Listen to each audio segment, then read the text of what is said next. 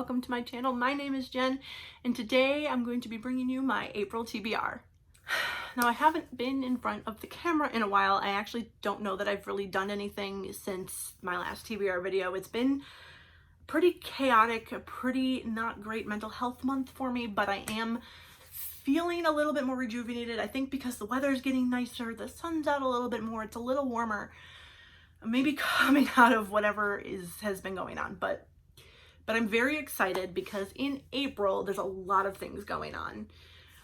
1, it's my birthday. 2, it's my booktube anniversary.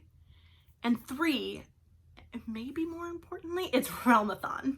Realmathon is a readathon hosted by Cassidy from Covers with Cassidy, and this time around I will be participating on Team Cyrus, which is the romance team, and I will link Cassidy's announcement video down below. She does an amazing job at explaining the readathon and kind of how this works. This is a competitive points-based team readathon, which I've decided are my favorite. I love to be competitive with myself in terms of what I'm like, the points that I'm accumulating, but also I'm on a team. I want to win. I want to be on the winning team always. So that is happening in April, and to no surprise to anyone, I have a very ambitious TBR. I don't even know how to start going through this. I'm just going to start with kind of a book that may or may not end up getting read in April, and that is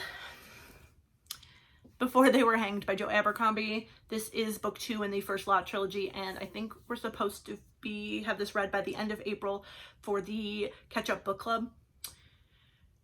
As you will see, this TBR is massive, so what I might end up doing, which sounds probably like it, I might regret this at some point in my life, I might try to squeeze this into the very end of April, so it would be more of like a May read, or read it sometime in May and then read book 3 immediately in June, just to kind of catch up with that. We'll see if I can actually pull that off. This book is, you know, it's just over 500 pages, which doesn't feel that bad. When you see the list of the other things that are on here, in fact that it's actually not, there's not a lot of points involved in this book. It's kind of in the middle of the list. The size is the most, because this is not my team genre. This is not indie. This is not a hybrid. So this may or may not get read. It may or may not get read before the end of the month, even if I do end up starting it, but this is kind of where we're at the moment, so this may or may not get read. Also, rolling over from March, we have With You Forever and Everything for You by Chloe Leese. I did not get as far through my Bergman binge as I had anticipated, but I will want to read these. I do want to read both of these and read If Only You, which comes out on the 11th of April. Right here we have 3 books on my TBR. I'm not necessarily going to go through all the prompts that these are for. Maybe just some high-level stuff. So all 3 of them are indie. All 3 of them are the genre for my team. These books are actually going to be attack. Yes, these are going to be attack books. So the prompts that these fill will negatively impact a realm. And I'm so excited. Book 3 in this series absolutely surprised me in how much I loved it. I was not expecting to, so now I'm like, and the way they kind of set up, specifically this one, but kind of the character for here, and then actually, well, for the rest of the series, honestly, I feel like there was more like side character interaction and kind of getting to know those characters in book 3. This is A Marriage of Convenience. This is Slow Burn Enemies to Lovers. This is Male Male. So these 3 books will be on my April TBR. Next, we have The Intimacy Experiment by Rosie Danon. This is also the Literature Book Club pick for April, so I'm very excited to be reading this as part of that book club. This follows Naomi, who was in the first book, and I forgot what it was called, but their startup that they were working on in book 1 has taken off, and so she's trying to expand the business into lecturing, but nobody will hire her. And then there's a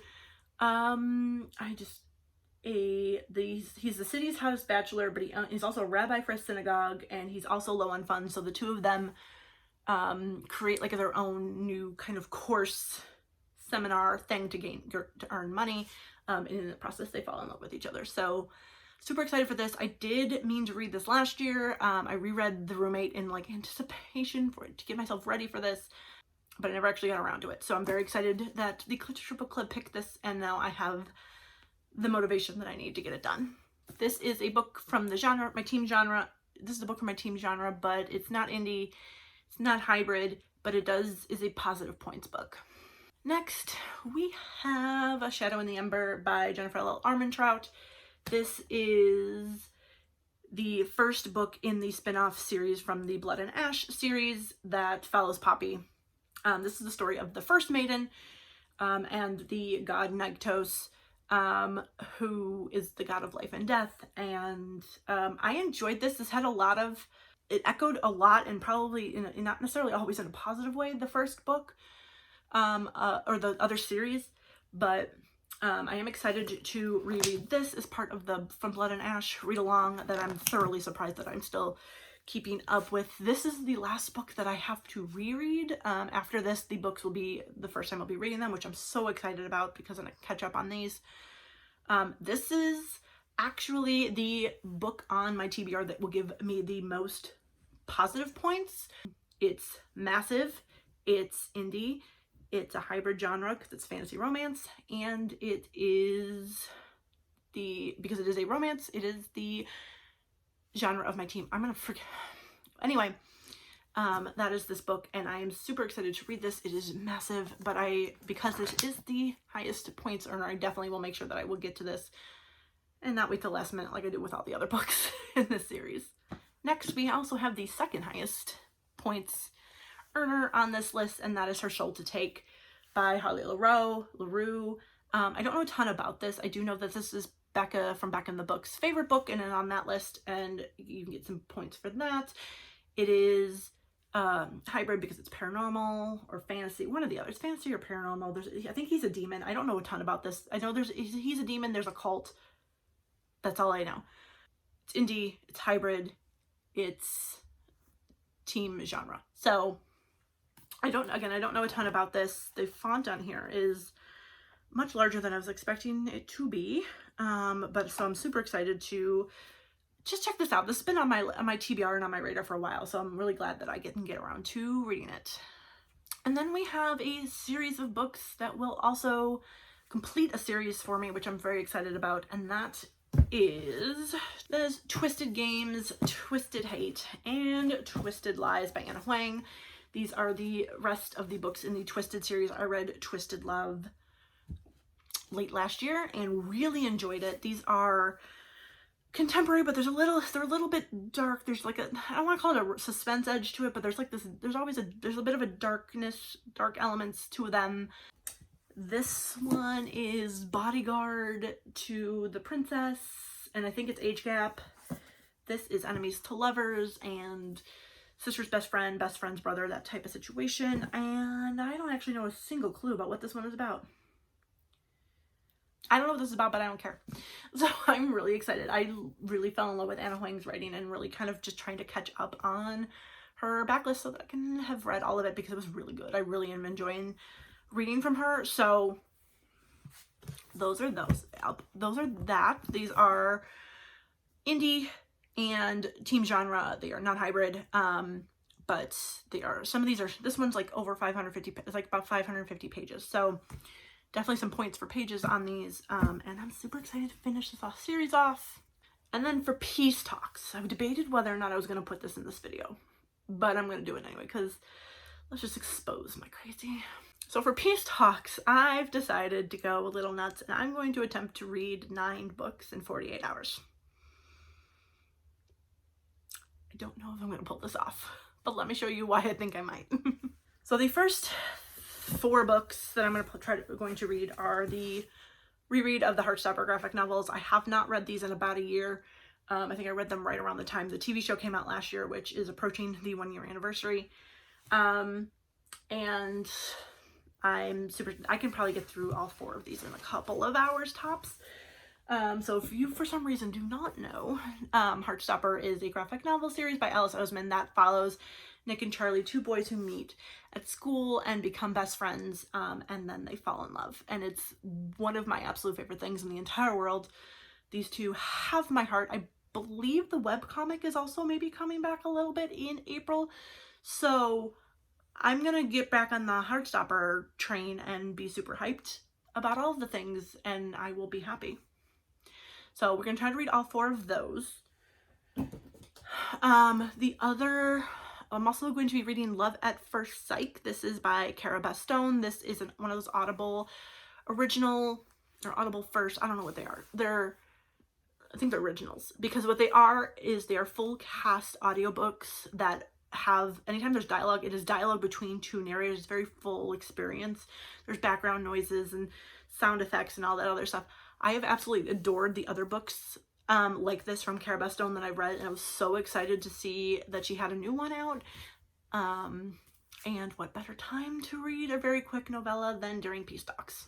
So we started in YA, we've moved into adult romance, but now we're going to take it a step farther. And during Peace Talks, I am also going to attempt to, so most of this will be a reread, but to reread and then complete that's not the right book, the Vicious Darlings series by Nikki St. Crow. This is a very dark reverse harem Peter Pan retelling that is between Winnie Darling and Peter and 3 other lost boys. I'm obsessed with these books and I don't really understand why, but I don't care. But like, so there's a transition, there's a journey happening that weekend. We go from light, wholesome to romance, probably very clean, to these which are filthy in the best way. The last book in the series, the Fae Princess, the last book in the series came out last week and it's currently on its way to me. So I will have all 4 of these and can read them. None of these books exceed like 250 pages. I have the audio for the first 2, I believe. So I am really interested in kind of, and these are so disturbing. I apparently loved book 1 enough to tab it, but have not tabbed the other 2. I just got book 3 physically. So that's the plan for that's the plan for Peace Talks. 9 books, 48 hours, while also not, avoiding people, maybe. While, getting my workouts in and while, sleeping. I'm going to get all 9 of these read. I'm very scared of what I might do to my sleep schedule that weekend, but it is the weekend right after my birthday. Starts on my booktube birthday. So I have that like really long weekend, so I can maybe screw it up just a smidge. So yeah, the TBR is 19 books long in April. I mean, 9 of them are in 48 hours. So like, then it's only like 10, and that's not terrible. I can do 10 sometimes. It is almost 6,000 pages. So like, I don't actually know if this is as doable as I want it to be, but the goal is to read just as much as I can. I also, because ambition, I also wanted to maybe do a little bit of reading on KU, because that is one of my goals for the year that I have not done anything about. And there's some stuff on there that I would like to kind of check out.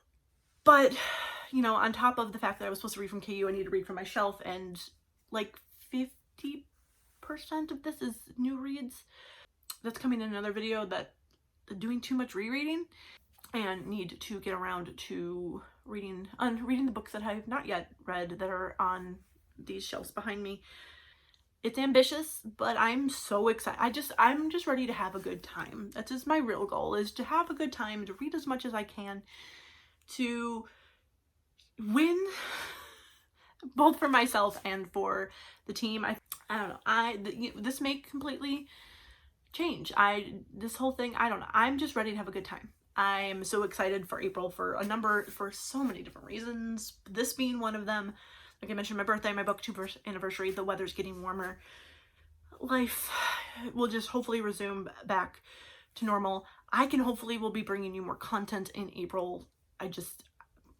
It's been a while. It's been a wild, like, last 30 days. So hopefully in the near future you will have more content for me. I've got tons of things planned. I just need to get in front of the camera. So if you made it this far, I very much appreciate it. Please give this video a big thumbs up and subscribe if you have not already. I would greatly appreciate it, and I will see you in the next one. Bye.